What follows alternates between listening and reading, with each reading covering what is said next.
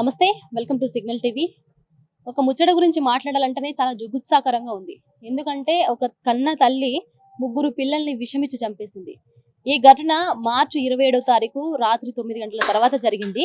కానీ ఈ అంటే ఈ సమాజం ఒకవైపు పరుగులు పెడుతూనే ఉంది. కానీ ఇలాంటి ఇన్సిడెంట్స్ జరుగుతూనే ఉన్నాయి. అంటే ఒకళ్ళని ఉద్దేశించి ఒకళ్ళు చేయడమా, లేకపోతే నేర్చుకొని చేయడమా, లేకపోతే ఇన్స్పైర్ అయ్యి చేయడమా, ఇలాంటి ఘటనలు అయితే ఖచ్చితంగా జరుగుతున్నాయి. అయితే అమీన్పూర్‌లో రజిత, చెన్నై అనే ఇద్దరు పర్సన్స్ ఉండేవాళ్ళు, భార్యాభర్తలు. వాళ్ళిద్దరికీ 10 సంవత్సరాల కిందటైతే మ్యారేజ్ అయితే జరిగింది. అయితే 10 సంవత్సరాల కిందట మ్యారేజ్ జరిగినా కూడా వాళ్ళిద్దరి మధ్య విభేదాల కారణంగా కలిసే ఉంటున్నా గానీ కొంచెం విభేదాలైతే వాళ్ళ మధ్యలో తలెత్తుతున్నాయి. అయితే ఈ నేపథ్యంలోనే ఇటు రజిత ముగ్గురు పిల్లలతోని ఎప్పుడు కూడా మంచిగా ఉండకపోవడము, వాళ్ళని టార్చర్ చేయడం అనేది ఎప్పుడూ చేస్తూ ఉండేదంట. అయితే రజిత తన స్కూల్ మేట్ అంటే మనకి 10th లో గెట్ టుగెదర్ పార్టీస్ అవన్నీ ఇప్పుడు చాలా మంది చేసుకుంటున్నారు. అలానే రజిత వాళ్ళ క్లాస్మేట్స్ వీళ్ళంతా కలిసి గెట్ టుగెదర్ పార్టీ అనేది చేసుకున్నారు ఒక రోజు. ఈ విషయము ఆ గెట్ టుగెదర్ పార్టీలో కూడా జరిగింది ఏంటంటే, తనకి తన చిన్ననాటి స్నేహితుడు అంటే ప్రియుడా స్నేహితుడా మరి ఏంటనేది దాని విషయంలో అయితే క్లారిటీ తెలీదు. అయితే తన చిన్ననాటి స్నేహితుడు ప్రియుడు వాళ్ళిద్దరు ఆ గెట్ టుగెదర్ పార్టీలో అయితే కలవడం అయితే జరిగింది. మరి కలుసుకున్నారు. మరి చూపులు కలిసిన శుభవేళ లెక్క ఏం జరిగిందో ఏమో గాని ఆ రజిత్ అనే పర్సన్ చేసిన దుర్మార్గమైన పని, శివ అనే పర్సన్ చెప్పుడు మాటలు విని ముగ్గురు పిల్లల్ని తన చేతులారా తన పిల్లల్ని తనే చంపేసుకుంది. ఇంత దుర్మార్గమైన సిచ్యువేషన్ లో ఉందంటే సమాజం అనేది. అంటే ఇలాంటివన్నీ కూడా ఒకరిని చూసి ఒకరు ఎంత దరిద్రంగా నేర్చుకుంటారంటే అంత దరిద్రంగా నేర్చుకుంటారు. దీని మీద ఒక పక్కంగా పోలీసులు అలాగే ప్రతి ఒక్కరు మాట్లాడడం, చర్యలు తీసుకోవడం ఇవన్నీ జరుగుతున్నా గానీ ఇలాంటివి ఒకరిని చూసి ఒకరు నేర్చుకోవడం అనేది ఇలాంటి ఘటనలు అయితే అసలు ఆగట్లేదు, జరుగుతూనే ఉన్నాయి. అయితే శివ, రజిత వీళ్ళిద్దరు ఒకప్పుడు రిలేషన్ లో ఉండేవాళ్ళు. రజితకి మ్యారేజ్ అయిపోయింది చెన్నై అనే పర్సన్ తోటి. 10 సంవత్సరాల కిందట మ్యారేజ్ అయింది. వీళ్ళిద్దరి మధ్య భార్యాభర్తల మధ్య గొడవలు అయితే జరిగాయి. వాళ్ళిద్దరు కలిసే ఉంటున్నా గానీ విభేదాలు అయితే చోటు చేసుకున్నాయి. అయితే ఈ నేపథ్యంలోనే రజిత, శివ ఎప్పుడైతే కలిసారో ఆ కలిసిన తర్వాత వాళ్ళిద్దరూ మాట్లాడుకోవడము, ఒక సంవత్సరం పాటు వీళ్ళ రిలేషన్ అనేది కొనసాగుతూనే ఉంది, కంటిన్యూ అవుతూనే ఉందంట. సో రజిత, శివ వీళ్ళిద్దరు పెళ్లి చేసుకోవాలని చెప్పేసి కూడా నిర్ణయించుకున్నారు. ఆమెకి ఆల్రెడీ పెళ్లి అయిపోయింది, ముగ్గురు పిల్లలు ఉన్నారు. తన భర్తతోని తనకు కొన్ని గొడవలు జరుగుతున్నాయి. అయితే రజిత, శివ పెళ్లి చేసుకోవాలని చెప్పేసి నిర్ణయించుకున్నారు. తనకి తన భర్త, తన ముగ్గురు పిల్లలే అడ్డుగా ఉన్నారని చెప్పేసి కూడా శివ అలాగే రజిత వీళ్ళిద్దరు ఒక పకడ్బందీగా వాళ్ళ పిల్లల్ని చంపిన తర్వాత వాళ్ళ హస్బెండ్ దగ్గరకు పోవాలని చెప్పేసి ప్లాన్ చేసుకున్నారో ఏమో గానీ ఒక రోజు రాత్రి అంటే మార్చి 27వ తారీఖు రోజు రాత్రి కూర్చొని భోజనం చేసే టైంలో రజిత అలాగే చిన్నయ్య ముగ్గురు పిల్లలు, ఆ ముగ్గురు పిల్లలకు కూడా ఎంతెంత ఏజ్ తెలుసా అండి అసలుకి. ఒకరికి 12 సంవత్సరాలు, ఒకరికి 10 సంవత్సరాలు. వీళ్ళిద్దరు మగబ్బాయిలు అయితే చిన్న అమ్మాయికి 8 సంవత్సరాలు. ఇంతింత పిల్లల్ని అసలు ఆ తల్లికి ఎట్లా మనసు వచ్చిందేమో సంపానికి. మనకు తలుసుకుంటేనే అసలు ఎంత కోపం వస్తుంది, ఎంత ఆగ్రహంగా మనం ఫీల్ అవుతున్నాము. అలాంటిది తన తల్లి ఎంతో మంచిగా చూసుకోవాల్సిన తన పిల్లల్ని ఈ విధంగా గొంతు నులిమి, ముక్కు నోరు పట్టుకొని గొంతు నులిమి టవల్ తోటి ఒక చున్నీ తోటి బాగా గొంతుని టైట్ గా పట్టేసి ఆ ఇద్దరి పిల్లల్ని అయితే చంపేసిందంట. అసలు ఆ తల్లికి మనసు ఎట్లా వచ్చిందో మనకైతే అర్థం కావట్లేదు. అంటే తన ప్రియుడు ఎవరైతే ఉన్నారో శివ, తనని ఏ విధంగా తనని అంటే నువ్వు ఇట్లా చెయ్యాలి, ఇట్లా చేస్తేనే మనం బతకగలుగుతాము, లేకపోతే వాళ్ళు మనకు అడ్డొస్తారు, మనం ప్రశాంతంగా ఉండలేము అని చెప్పేసి ఏ విధంగా తనని ఇట్లా చేశాడో తెలియదు కానీ తన ముగ్గురు పిల్లల్ని చంపుకోవడానికైతే వెనకడుగు వేయకుండా తన ముగ్గురు పిల్లల్ని అయితే చంపింది. మార్చి 27వ తారీఖు రోజు అయితే ఈ ఘటన జరిగింది. దానికంటే ముందు రోజు నైట్ అంటే 26వ తారీఖు రోజు అందరూ కూర్చొని అన్నం తింటుండగా తన పిల్లలకి పెరుగన్నం పెట్టింది. ఆ పెరుగన్నంలోనే విషం కలిపి తన పిల్లల్ని అయితే తను చంపుకుంది. అదే పెరుగన్నాన్ని రజిత కూడా తినింది. అంటే మరి ఇప్పుడు తను కూడా తన పిల్లలు చనిపోయినప్పుడు తనకు కూడా ఏదైనా ఒక ఇన్సిడెంట్ కావాలి.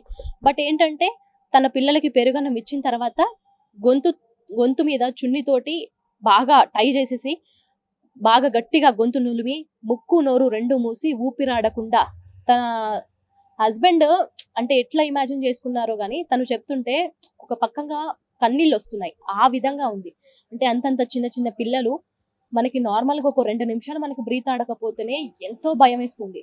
అలాంటిది అంత చిన్న పిల్లలు వాళ్ళకి గొంతు గట్టిగా పట్టేసుకొని ముక్కు నోరు మూసేసి ఊపిరాడకుండా వాళ్ళు కాళ్ళు గిల్ల కొట్టుకొని ఎంత ఘనంగా బాధ అనుభవించుకుంటా వాళ్ళు ప్రాణాలు విడిచిపెట్టారు. అదొక్కసారి తలుచుకుంటే అసలుకి కళ్ళ నిండా నీళ్ళు వచ్చేస్తున్నాయి.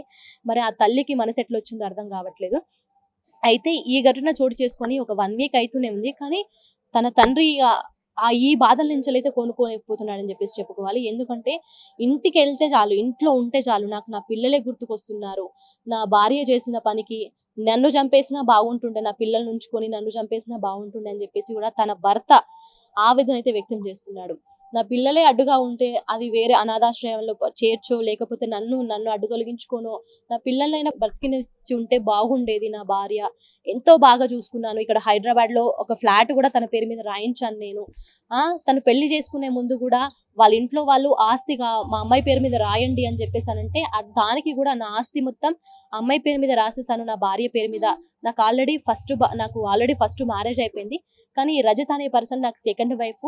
ఈ రజత్ అనే అమ్మాయిని పెళ్లి చేసుకునేటప్పుడు కూడా వాళ్ళ ఇంట్లో వాళ్ళు ఆస్తి మొత్తం మా అమ్మాయి పేరు మీద రాసి ఇవ్వమంటే నేను దానికి కూడా వెనకడగడి వేయకుండా నా ఆస్తి మొత్తం రాసిచ్చాను. ఇక్కడ హైదరాబాద్ లో కూడా ఒక ఫ్లాట్ అయితే తన పేరు మీద రిజిస్ట్రేషన్ చేయించాను. ఎంతో చక్కగా చూసుకుంటుంటే తను మాత్రం గెట్ టుగెదర్ పార్టీకి వెళ్ళి ఈ విధంగా తనకి అంటే తన మాజీ ప్రియుడితోటి ఈ విధంగా కనెక్ట్ అయ్యి అది నా పిల్లల్ని చంపే వరకు వస్తుందని చెప్పేసి నేను ఊహించలేదు అసలుకి. అయితే ఈ పప్పు ఏమంటారు, అయితే ఈ ఇన్సిడెంట్ జరిగిన రోజు బిఫోర్ నైట్ వాళ్ళందరూ కూర్చోడానికి అన్నం తినడానికి కూర్చున్నప్పుడు రజిత, తన 3 పిల్లలు, రజిత కలిసి పెరుగన్నం తిన్నారు. అయితే పప్పు ప్లస్ అన్నం మాత్రం తన భర్త ఎవరైతే ఉన్నారో చెన్నయ్య, ఆయన మాత్రమే తిన్నారు. అయితే పోలీసులు చెన్నైపై కూడా అనుమానం అయితే వ్యక్తం చేశారు. ఆయనను కూడా విచారణకైతే పిలిచారు, విచారణ కూడా చేయించారు. ఏంటంటే వాళ్ళ నలుగురు కలిసి పెరుగన్నం తిన్నప్పుడు మీరెందుకు పప్పు ప్లస్ అన్నం ఎందుకు తిన్నారు అంటే, మీరే మీ భార్యని ఇలా చంపేసి ఏదన్నా కథలాగా క్రియేట్ చేయాలని చెప్పేసి మీరు చూసారా అని చెప్పేసి కూడా ఆ కోణంలో కూడా పోలీసులు అయితే విచారణ జరిపారు. అయితే ఈ ఘటన ప్రస్తుతం ప్రతి ఒక్కరిని అయితే కలిసివేస్తుందని చెప్పేసి చెప్పుకోవాలి. వాళ్ళ ఊర్లలో కావచ్చు, వాళ్ళ రిలేటివ్స్ కావచ్చు ఎంతగానో బాధపడుతున్నారు. నా పిల్లలకి ఎలాంటి గతి పట్టిందో వాళ్ళకి కూడా అదే విధంగా అదే గతి పట్టాలని చెప్పేసి కూడా మేము ఖచ్చితంగా అది డిమాండ్ చేస్తున్నామని చెప్పేసి కూడా వాళ్ళు చెప్తున్నారు. అంటే చూడండి, సమాజం ఒకవైపు ఎంతో వేగంగా ముందుకు వెళ్తున్నా కానీ ఇలాంటి ఘటనలు చోటు చేసుకుంటున్నాయి. ఇలాంటివి మాత్రం ఆగట్లేదు. వరకట్నాల వేధింపులు అని చెప్పేసి వేరే వాళ్ళతోని అక్రమ సంబంధం పెట్టుకొని ఇంట్లో ఉన్న వాళ్ళని చంపేయడము, లేకపోతే వాళ్ళు చనిపోవడము, ఇలాంటివి జరుగుతున్నప్పుడు ఫ్యామిలీస్ కి ఎంత ఎఫెక్ట్ పడుతుంది. అదే ఇంకా చిన్న పిల్లల విషయంలో మనం ఇంకా ఎంత కేరింగ్ గా ఉండాలి. కానీ ఆ తల్లి చేసిన పనికి ప్రతి ఒక్కరు ఇప్పుడు ఆ అమ్మాయిని చంపేయాలి, అసలుకి అమ్మాయి భూమి మీద ఉండడానికి అమ్మాయికి అర్హత కూడా లేదు. ఎందుకంటే అల్లారు ముద్దుగా పెంచుకోవాల్సిన పిల్లల్ని తన చేతులారా తనే చంపేసింది. తను ఎంత దుర్మార్గురాలు, తను అసలు తల్లి అనే పదానికి కూడా తను నోచుకోదని చెప్పేసి కూడా ప్రతి ఒక్కరు తిడుతున్నారు. సో ఇలాంటివి జరుగుతున్నప్పుడు మనం కూడా చాలా జాగ్రత్తగా ఉండాలి. సో మన ఇంట్లో వాళ్ళు కావచ్చు, ఫ్యామిలీస్ చుట్టుపక్కల ఇలాంటివన్నీ సమాజం మీద ప్రభావం చూపుతాయి కాబట్టి ప్రతి ఒక్కరు జాగ్రత్తగా ఉండాలని చెప్పేసి కూడా మేమందరం భావిస్తున్నాము. సో ఇప్పుడు ఆ తల్లి చేసిన పనిని మీరు సమర్థిస్తారా, లేకపోతే వేలెత్తి చూపిస్తారా అనేది కూడా ఒకసారి మాకు కామెంట్ రూపంలో తెలపండి. Thank you.